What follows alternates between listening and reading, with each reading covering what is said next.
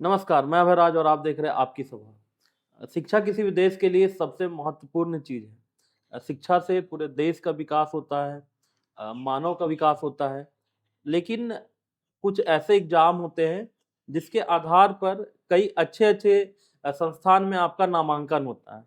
इसी क्रम में हम आज बात करें, तो इंडिया की जो सबसे टफ़ेस्ट एंट्रेंस मानी जाती है, वो आईआईटी के एग्ज़ाम को मानी जाती है। 2 अ, बोले 2 पार्ट में इसका एग्ज़ाम होता है, आईआईटी मेंस और एडवांस के तौर पर। क्योंकि आईआईटी में एडमिशन पाना ही बच्चों के लिए बहुत ही गौरव की बात होती है, उनके गार्जियन के लिए बहुत ही गौरव की बात होती है। आज हम एक ऐसे शिक्षक से मिलवाने वाले हैं, जो इस परीक्षा की तैयारी करवाते हैं। साथ ही इनसे ये भी जानेंगे कि जो लाइमलाइट में जो चीज़ें आती है, ल बच्चों का सिलेक्शन हो जाता है, सब कुछ ठीक है, लेकिन उस एग्ज़ाम को की तैयारी करते हुए कितने बच्चे पीछे छूट जाते हैं और डिप्रेस्ड हो जाते हैं। वो सभी जो डार्क चीज़ें जो सामने नहीं आ पाती है, उनके बारे में बात करेंगे और सर के मेहनत के बारे में भी बात करेंगे कि एक बच्चे को प्लस 2 के बाद उसे उठाकर आईआईटी में भेजने में कितना मेहनत होता है, सर का कितना मेहनत होता है और उस बच्चे का कितना मेहनत होता है। तो स्वागत कीजिए हमारे चैनल में रवीश सर का। स्वागत है सर। धन्यवाद सर, आपकी पूरी टीम को, आपको भी और आपके दर्शकों को भी मेरी बहुत-बहुत शुभकामनाएँ। सर सबसे पहले हम शुरुआत आपसे करते हैं। आपका बचपन के बारे में बताइए, क्योंकि आप अभी पढ़ा रहे हैं आईआईटी को लेकर। पहले मैं आपके बारे में जानना चाहता हूँ।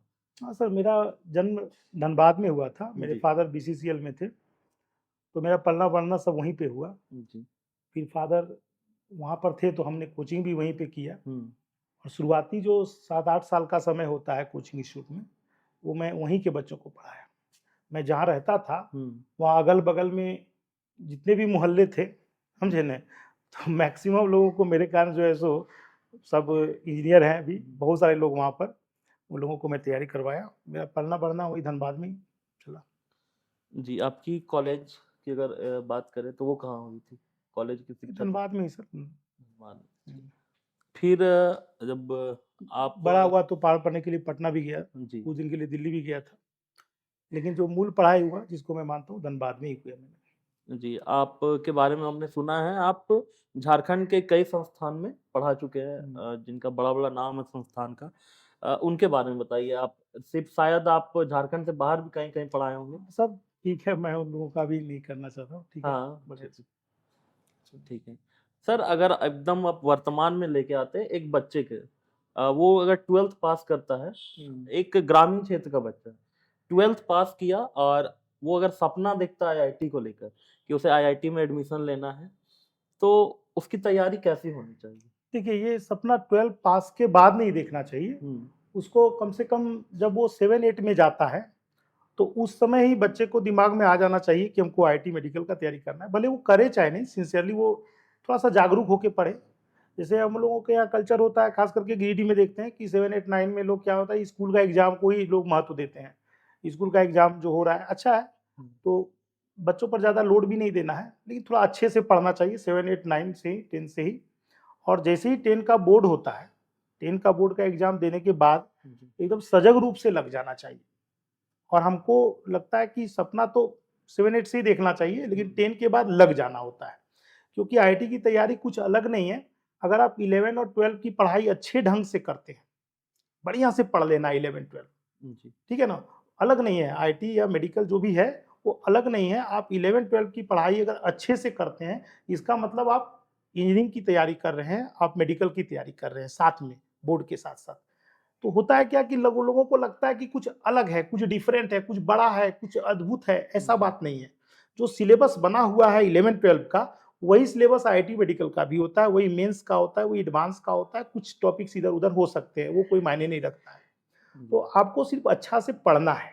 अगर आप सिर्फ बोर्ड का प्रिपरेशन भी कर रहे हैं, तो हमको लगता है कि अच्छा स्कोर करना है, तो आप तो अच्छे पढ़ते हैं। बिल्कुल। हाँ, क्वेश्चन का पूछने का ढंग थोड़ा अलग हो सकता है, तो आप क्वेश्चन की तैयारी जो है सो आप अलग तरीके से करी कीजिए, वो अलग बात है। लेकिन आप अगर मान लीजिए हम फिजिक्स में न्यूटन्स लॉ ऑफ मोशन पढ़ रहे हैं, हुँ, तो आपको 3 लॉ पढ़ने हैं, हुँ, तो आप उसको स्कूल लेवल का एग्ज़ाम के लिए भी तैयारी कीजिएगा, तो वही तीनों पढ़ना है, मेंस के लिए भी करना है, तो उसी तरह से पढ़ना है। हाँ, को समझना तो आपको है ही ना।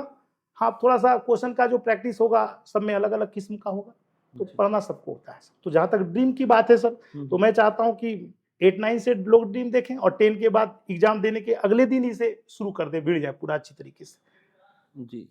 आमतौर पर जो 10th का सिलेबस है, हुँ, सीबीएसई हो या जैक बोर्ड हो हुँ, या जो स्टेट बोर्ड होते हैं, वहाँ से और जो 11 का सिलेबस है, कंप्लीटली चेंज हो जाता है। हुँ, क्या आपको लगता है कि जो 10th का सिलेबस है, हुँ। उसको थोड़ा अप किया जाना चाहिए लेवल उसका? हाँ, देखिए होता है ऐसा है कि 10 क्लास का जो सिलेबस होता है, उसमें देखिए आप सिर्फ़ इंजीनियरिंग के क्षेत्र को क्यों देख रहे हैं? हुँ, 10 के बाद तो हम आर्ट्स में भी जा सकते हैं, वहाँ भी अच्छा स्कोप है। 10 के बाद हम कॉमर्स में भी जा सकते हैं। तो हाँ, साइंस में हमको लगता है कि जैसे कि जो मैथमेटिक्स, फिज़िक्स, केमिस्ट्री का जो 10 तक का जो नॉलेज है और यहाँ पर जब साइंस चूज़ करके कोई बच्चा जब 11 में जाता है, तो एक बहुत बड़ा गैप होता है। एक बिल्कुल। बहुत बड़ा गैप होता है और मैक्सिमम बच्चे उस गैप को भरते-भरते अपना सारा समय 11 वाला खो देते हैं। समझे ना? मैक्सिमम बच्चे, जैसे कोई हुँ, बिना कुछ तैयारी का चला गया कहीं बाहर में पढ़ने के लिए, किसी भी जगह पर, कोई भी शहर हम हुँ, नाम नहीं लेना चाहेंगे। तो वहाँ पर चला जाता है तो वो गैप ही उसको मुश्किल करता है। समझ गए? जब 10 से 11 जाता है तो ये जो गैप है ना, हुँ, वो ऐसा नहीं है कि जैसे आप 8 से 9 गए, वहाँ भी तो आप 1 क्लास गए, 9 से 10 गए, वो भी 1 क्लास गए, हुँ, जी। तो कोई दिक्कत नहीं होता है। लेकिन जब आप 10 से 11 जाते हैं तो एक बहुत बड़ा गैप आता है।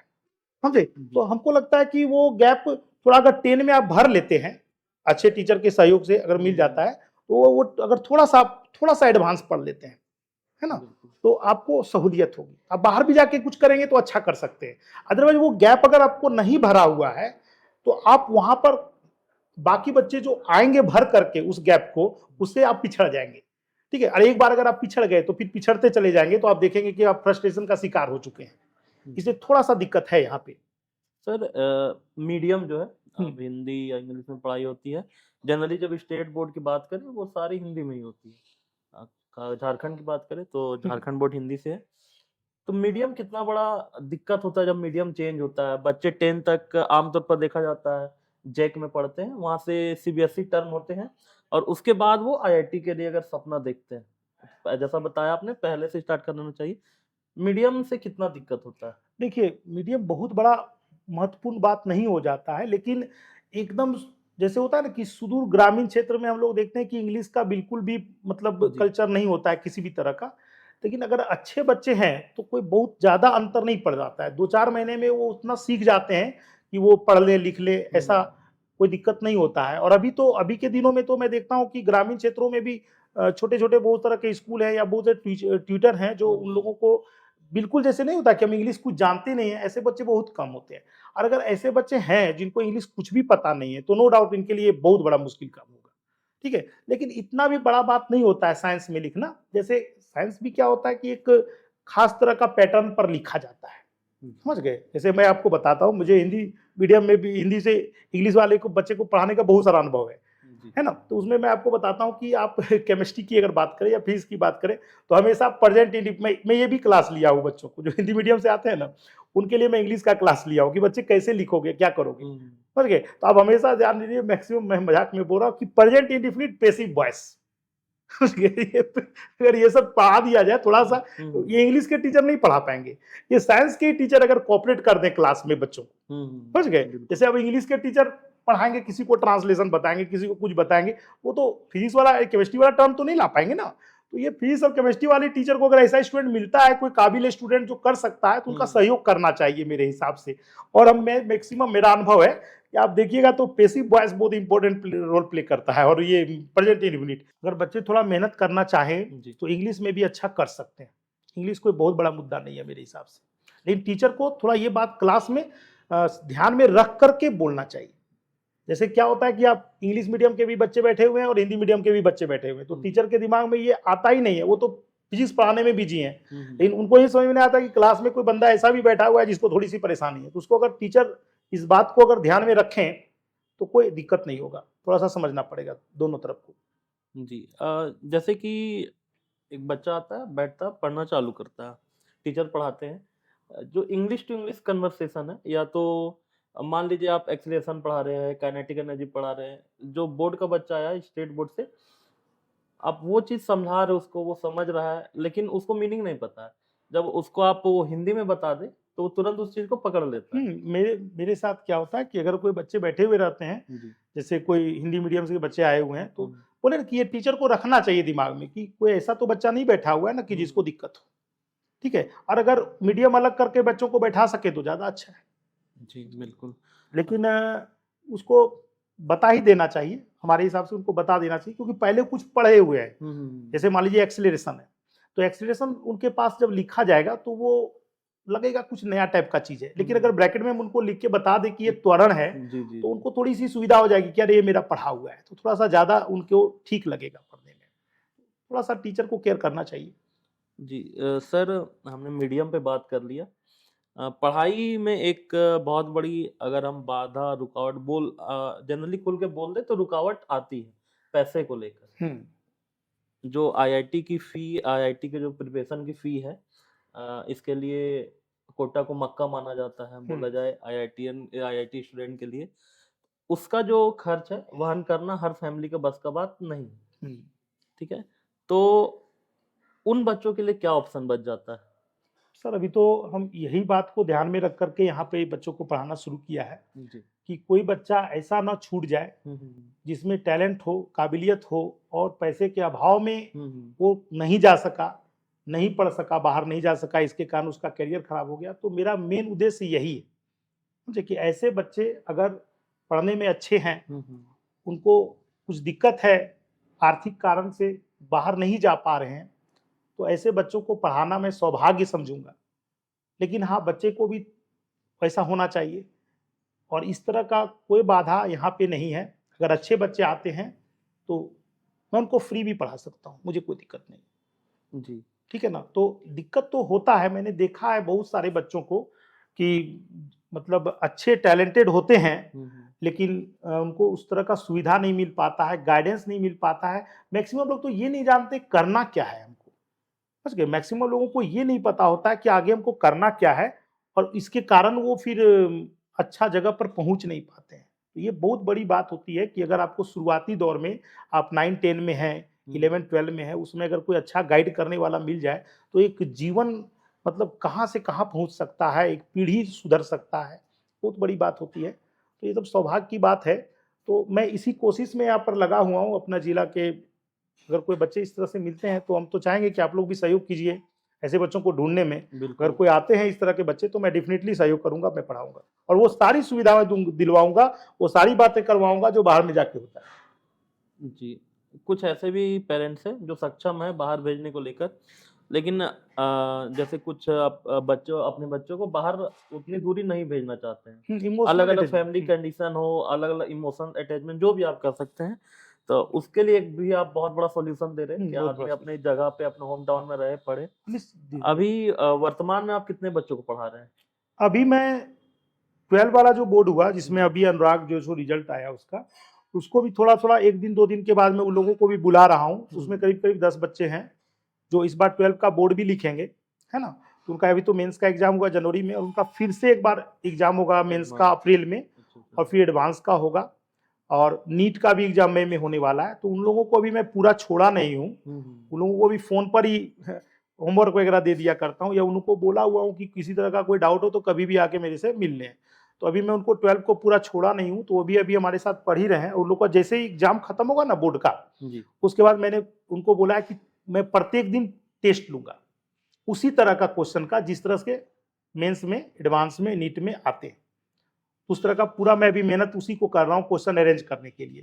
तो उन लोगों को उसी तरह का प्रत्येक दिन टेस्ट लूंगा, 3 घंटे आकर के, वो जो भी 8-10 बच्चे हमारे पास हैं वो आकर के टेस्ट देंगे, और अच्छा करने की बात है। और 11 में अभी जो बच्चे हमारे पास पढ़ रहे हैं उसकी संख्या अभी हमारे पास 11 है, जो अभी 12 में वो जाएंगे। और इस बार मैं सोच रहा हूँ कि लगभग 20 स्टूडेंट को मैं लूँ, है ना, अच्छे बच्चे को, ताकि मैं अच्छा करवा सकूं। अच्छा बच्चा, देखिए एक बात ये भी होता है कि अच्छा बच्चा क्या होता है, अच्छा बच्चा का क्या मतलब होता है, समझ गए ना, कि अच्छा बच्चा किसको कहते हैं।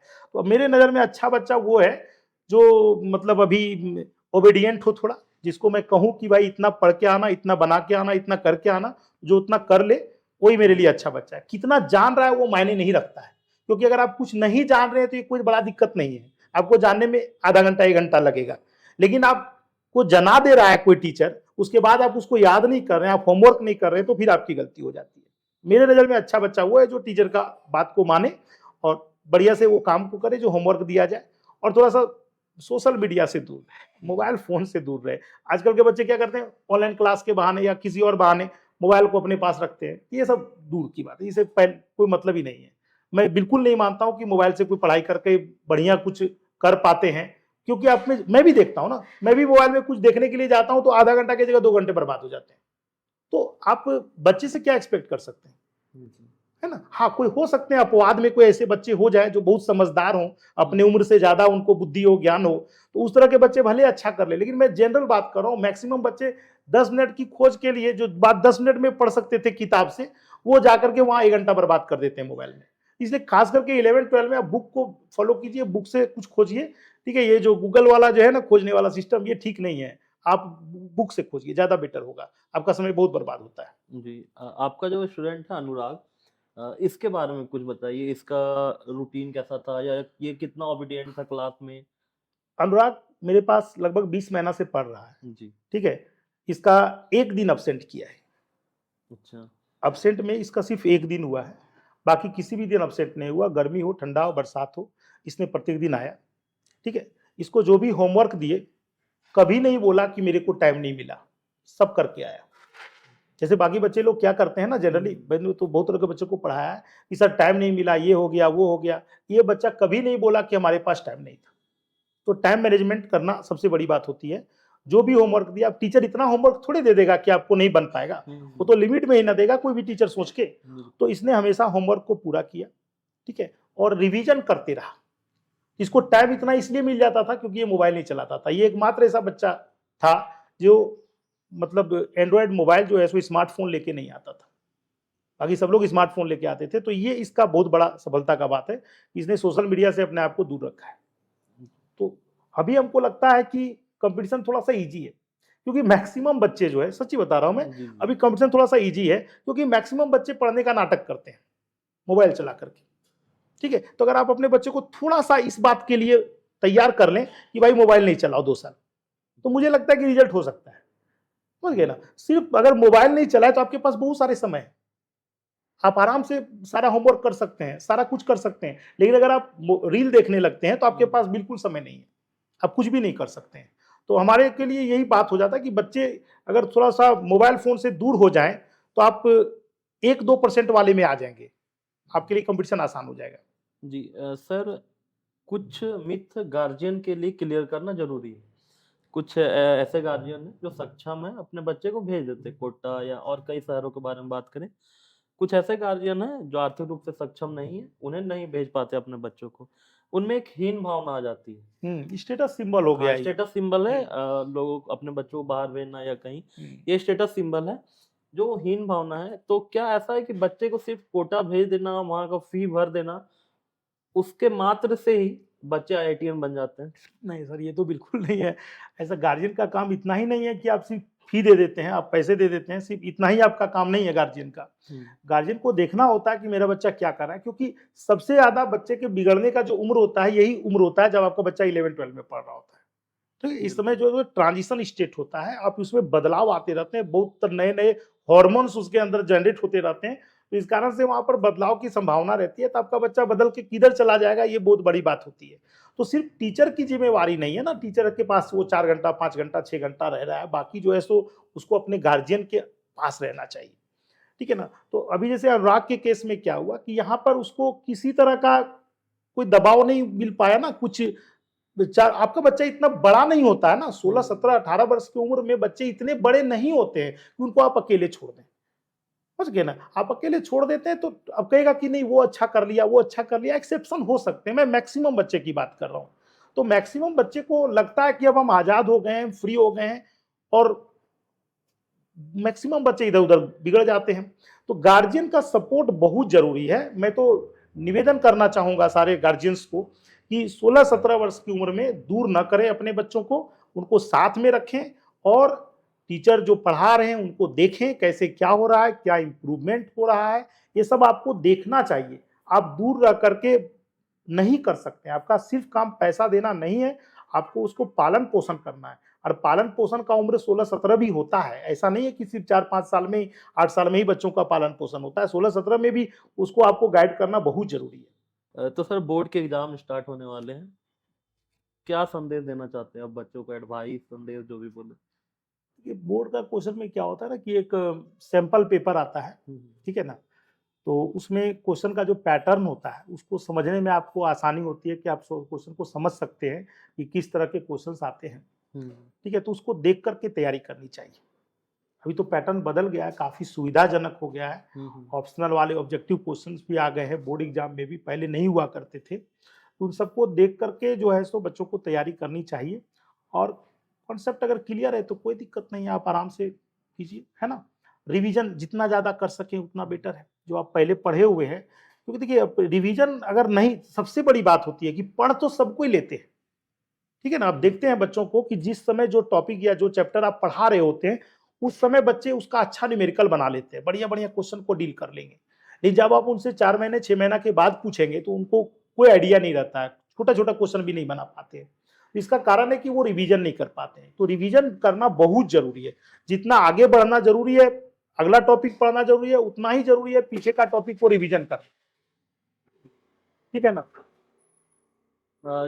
जब आप एंट्रेंस के लिए पढ़ाते हैं, हम्म आप भी मेहनत करते हैं, बच्चे भी मेहनत करते हैं, मान लीजिए कुछ बच्चों का सिलेक्शन नहीं होता, ये हर जगह ये चीज होती है, बच्चे डिप्रेस होने लग जाते हैं, डिप्रेशन के समय उनको कैसे फाइट करना चाहिए? देखिए क्योंकि बच्चे उस समय गार्जियन भी अकेले छोड़ जाते हैं, क्योंकि गार्जियन को भी लगता है कि पैसा बर्बाद कर दिया, ये अपना मेहनत नहीं किया होगा, व्हाटएवर जो भी रहता है। हाँ, देखिए डिप्रेशन में तो किसी भी हालत में बच्चों को नहीं आना चाहिए, बहुत सारे ऑप्शन खुले हुए हैं आपके लिए, जी, है ना। कि सिर्फ ऐसा नहीं है कि हम 11-12 में शुरू किया आईटी का तैयारी, नीट का तैयारी शुरू किए तो यही डॉक्टर और इंजीनियर यही 2 काम है, बाकी कोई काम तीसरा नहीं है, ऐसा नहीं है। तो ऐसा कभी नहीं सोचना चाहिए कि हमारे सभी दरवाजे बंद हो गए हैं, ऐसा कभी नहीं सोचना चाहिए। गार्जियन को भी इस तरह का कोई दबाव नहीं देना चाहिए, फ्रेश होकर के काम करना चाहिए कि अभी अभी मेरे पास देखिए, जब आप 10 पास करते हैं तो आप 11-12 में आते हैं, आप साइंस सब्जेक्ट लिए तो अभी आपके पास ऑप्शन है क्या, इंजीनियर और डॉक्टर बनने का।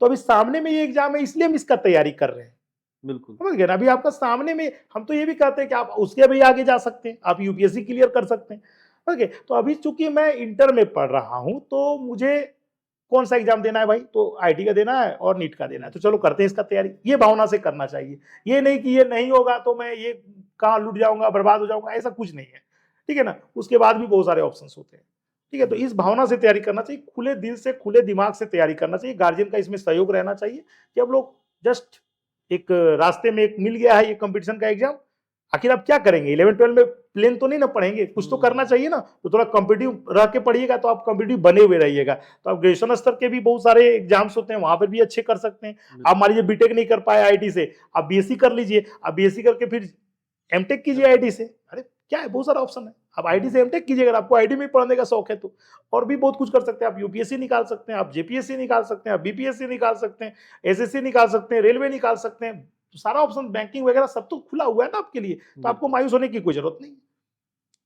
जी, ये बहुत बड़ा मिथ, और ये बच्चे उसी को ही अपना सब कुछ मान लेते हैं, 12th पास हुआ, आईआईटी नहीं हुआ तो और सब कुछ खत्म हो।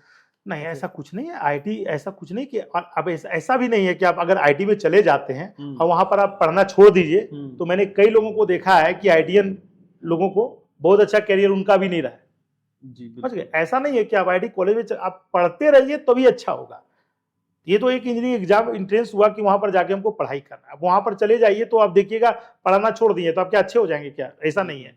आपको अभी पढ़ना है, ठीक है ना, कोई दिक्कत वाली बात नहीं है। आपका करियर अभी शुरुआत हो रहा है और जस्ट एक एग्जाम है, आपका शुरुआत है, अभी आगे आपको बहुत कुछ जाना है। जब आप बीटेक कर लेते हैं ना तो और भी रास्ते खुल जाते हैं पढ़ाई वढ़ाई के, समझ गए। तो आपको वो फिर करने का लालच लगने लगेगा कि अब कैट का तैयारी करें, एमबीए कर लेंगे तो ज्यादा अच्छा हो जाएगा, एमटेक कर लेते हैं, कई बार विदेश चले जाते हैं रिसर्च प्रोग्राम में, तो बहुत तरह के बहुत सारी चीजें होती है। तो अभी सामने में मैं इसलिए बीटेक उटेक की बात कर रहा हूँ कि अभी आप जब इंटर में पढ़ रहे हो तो आपके लिए क्या है, आपके लिए तो यही ना 2 एग्जाम है, तो क्यों ना तैयारी किया जाए, इसका किया जाए, अगर हो जाएगा तो बढ़िया है, और नहीं होगा तो ऐसा इतना भी परेशानी वाली कोई बात नहीं है, नहीं होगा दूसरा ऑप्शन खुला जाएगा, है ना, इसलिए कोई दिक्कत नहीं है। एक लास्ट आप क्या संदेश देना चाहते हैं गिरिडीह के स्टूडेंट? गिरिडीह के स्टूडेंट को हम कहना चाहेंगे कि पहले अगर आपको लग रहा है कि आप मतलब गैप वगैरह भर चुके हैं, जैसे 10 से 11 में गैपिंग है, तो अगर आप वो गैप को भरे हुए हैं, अगर आप थोड़ा सा एडवांस पढ़े हुए हैं 10 तक, तब तो आपको बाहर जाने का कोई फायदा होगा। अब बाहर भी जाएंगे तो अच्छा कर लेंगे, ठीक है। और अगर आप वो गैपिंग को नहीं भरे हुए हैं, क्योंकि हम बोले ना कि 8 से 9, 9 से 10 अलग है, कि 10 से 11 बहुत डिफरेंस आ जाता है। तो वो डिफरेंस अगर आप नहीं करे हुए हैं पूरा, आप अगर बढ़िया से नहीं किए हुए हैं 10 को, उस हिसाब से कॉम्पिटिटिव टाइप का बात कर रहा हूं मैं, तो आपको बाहर जाने में वहां पर दिक्कत होगी, परेशानी होगी। तो आप यहाँ पे आइए, है ना। हम क्या करते हैं, बच्चों को पूछ करके, छोटा बैच रखे हुए ना, इसलिए कर पाता हूं मैं। शायद मैं भी पढ़ाऊं 300-400 बच्चों को, तो मैं भी ना कर पाऊं। तो मैं क्या करता हूं, कोई बच्चे अगर 9-10 में है, 9-10 की भी बात नहीं जानते हैं, तो मैं वहां से शुरुआत करके पढ़ाता हूं, है ना। तो यहाँ पर अगर वो आकर के मेरा सहयोग लेना चाहें तो ले सकते हैं, क्योंकि मैं वचन देता हूं कि अगर आप 9-10 के लेवल में भी अगर नहीं जान रहे, तो मैं वहां से शुरुआत करके पढ़ाऊंगा, क्योंकि वो पढ़ाने में ज्यादा समय नहीं लगता है, थोड़ा सा समय में, थोड़ा सा मेहनत में हो जाता है। लेकिन वही अगर आप 300-400 के भीड़ में जाते हैं, तो कोई टीचर चाह के भी आपके पीछे उतना नहीं कर सकता है, और मैं अभी करने के लिए तैयार हूं। तो आए, लाभ उठाएं, मौका का फायदा उठाएं, है ना। जी। तो आज हमारे साथ जुड़े थे रवीश क्लासेस से रवि सर, जिन्होंने जो छात्र है उनके भविष्य के लिए या कैसे एग्जाम की तैयारी होना चाहिए, बहुत तरह के गाइडलाइन उन्होंने दिए हैं। तो जो भी इच्छुक है तो सर से आके जुड़े। सर बहुत ही हेल्पफुल नेचर के हैं। सर का बहुत बहुत धन्यवाद हमें समय देने के लिए। और आप तमाम दर्शक जितने भी हमारे चैनल से जुड़े हुए हैं या वीडियो देखते हैं, आपसे एक निवेदन है कि आप हमारे चैनल को सब्सक्राइब करते रहें और शेयर करते रहें। आप वीडियो तो देख रहे हैं लेकिन चैनल को सब्सक्राइब नहीं करते हैं, और अगर फेसबुक पर देख रहे हैं तो फॉलो ज़रूर कीजिएगा। हम अच्छे से अच्छे और बेहतरीन कंटेंट आपके लिए लेके आएँगे, अच्छे से अच्छे टीचर सभी से आपको मिलवाएँगे जो हमारे क्षेत्र में, हमारे राज्य, हमारे देश के लिए अच्छे काम कर रहे हैं। तब तक के लिए जय हिंद, जोहार झारखंड।